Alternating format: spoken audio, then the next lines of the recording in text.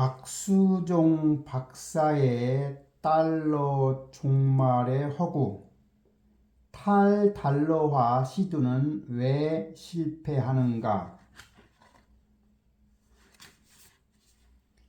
2025년 10월 20일 초판 인쇄.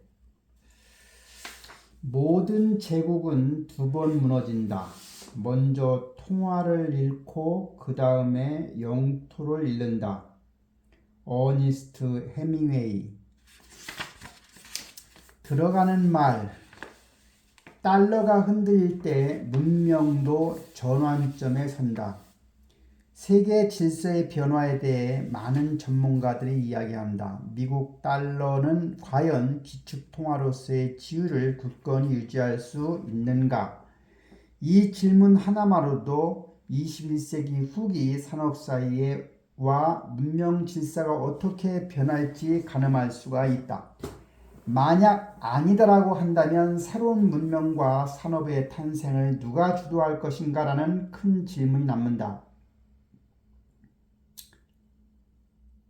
반대로 그렇다고 한다면 미국 중심의 21세기 질서는 AI 혁명과 함께 어떤 방향으로 나아갈지 살펴봐야 한다.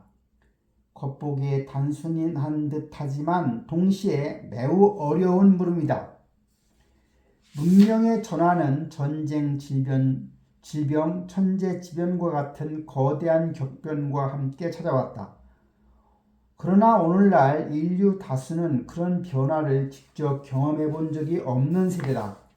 우리는 그 참혹함을 몸소 겪지 않았지만 역사와 기록은 늘 무겁고 두려운 경고로 다가왔다. 고대 그리스 로마 문명에서 민주주의와 자유철학의 근간이 마련되었다면 중세 봉건 사이에서는 인권과 시장경제의 태동을 준비하는 산업, 상업 질서가 형성되었다.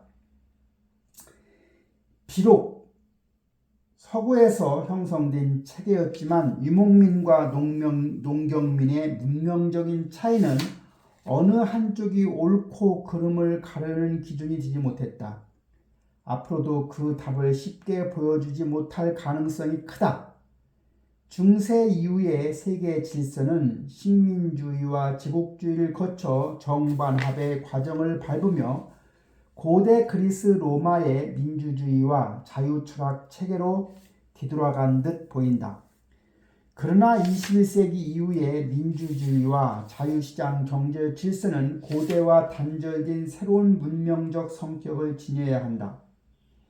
인류는 단순히 호모 사피엔스만이 아니라 동시에 호모 필로소피쿠스, 철학적 인간이기도 하기 때문이다. 문명의 진화와 진보는 인류의 사고와 철학의 발전에 비례한다. 물론 이 과정을 언제나 참이라고 단정할 수는 없다. 그렇다면 현대를 살아가는 우리는 어떤 새로운 가치를 민주주의와 자유시장 경제 속에 담아내야 할까? 2020년에 시작된 팬데믹은 일정한 주기를 반복할 또 다른 팬데믹의 전조일 수도 있다. 그러나 사람들은 이를 대수롭지 않게 여긴다. 빌 게이츠가 멜린다 재단을 세워 북극 빙하가 녹아내릴 때 새롭게 등장할 세균과 질병을 경고했음에도 대부분의 사람들은 무심하다. 어차피 살 사람은 살고 죽을 사람은 죽으며 세상은 돌아간다. 많은 이가 이렇게 믿는다. 그러나 가만히 생각해보면 지금 우리가 지니고 있는 시 공간은 과거와는 사뭇 다르다.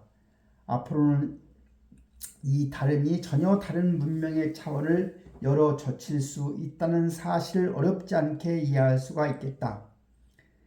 물론 이 모든 변화는 개인의 의지와 상관없이 일어날 수밖에 없다. 그러나 그런 세상은 지구의 종말에 가까운 인류의 모습일 수 있다. 모든 것을 기계에 의존하거나 전혀 다른 차원에서 존재하는 개개인에 의해 조정되는 세상이 된다면 생각하는 인간, 철학적 인간은 더 이상 존재하지 못할 것이다. 지구는 사람이 살아가는 무대다. 일정한 생태계라는 질서 속에서 다양한 종속, 과, 목, 강, 문, 개가 조화를 이루며 균형을 찾아간다. 그 과정이 곧 사고이고 철학이다. 따라서 변화는 이해할 수 있어야 하고 또한 이해시킬 수 있어야 한다. 문명의 전환 혹은 대변화의 시작은 몇 가지 공통된 특징을 보인다. 첫째, 총균세의 강도가 거세진다. 총은 전쟁, 주는 질병의 파괴력, 쇠는 산업과 과학기술의 발전을 의미한다. 석기에서 청동기, 철기로의 전환, 풍력에서 석탄, 석유로 이어진 내연기관의 발명 등이 그 사례이다.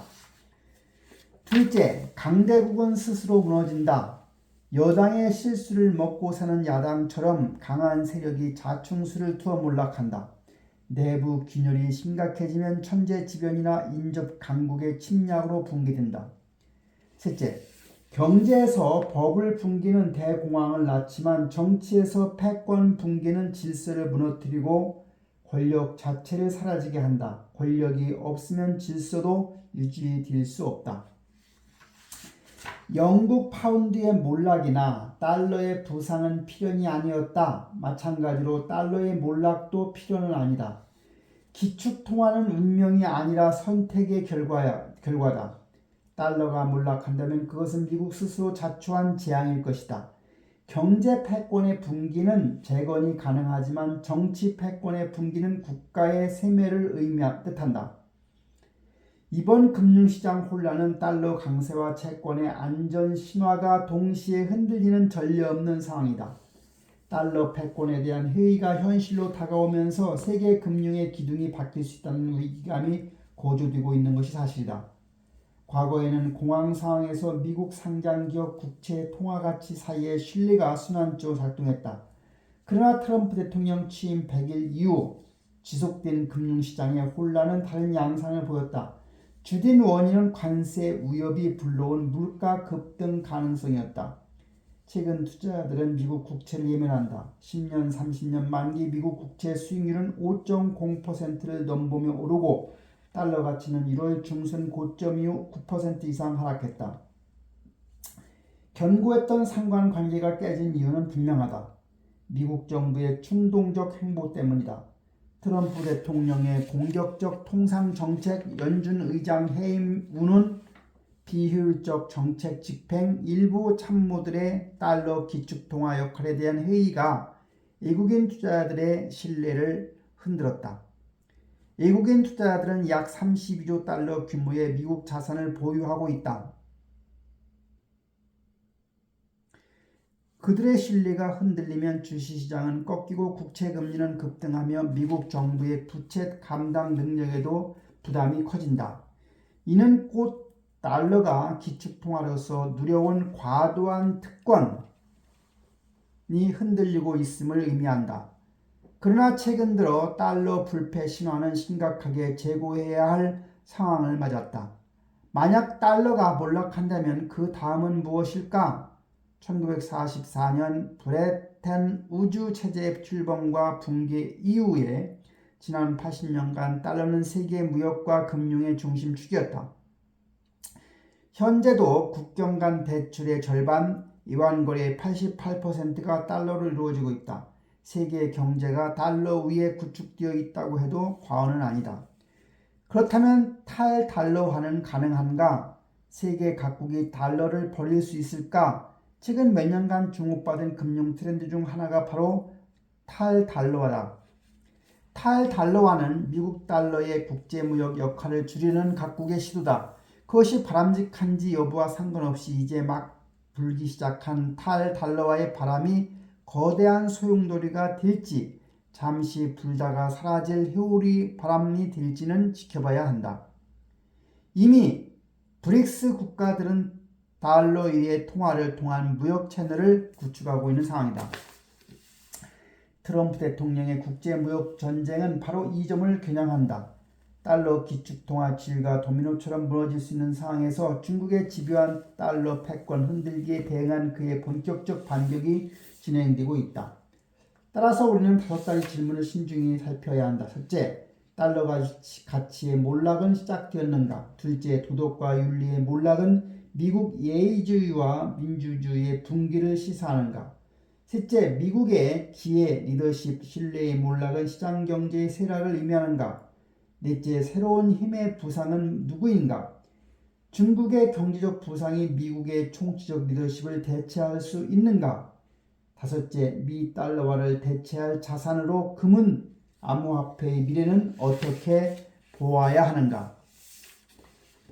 목차 챕터 1 트럼프의 오독 달러 패권이 불안하다. 시대 전환 새 판이 짜인다. 중국의 세계로 본격 진입하다.